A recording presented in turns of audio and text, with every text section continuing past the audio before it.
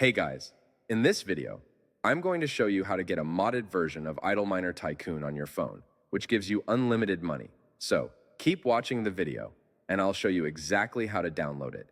It actually works, and it's super crazy. Basically, all you have to do in Idle Miner Tycoon Plus is to simply type your desired amount of money. You can type any amount of money you want to get. Just go ahead and type it, and make sure it is turned on like this. Now, when you go ahead and simply hold this next button, it should send it to your account.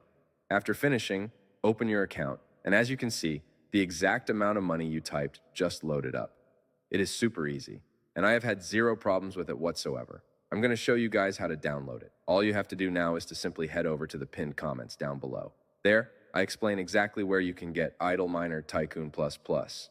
So, just head over to the pinned comments, leave a like if this method worked for you at the end, and that's it. See you all in the next video. Bye-bye.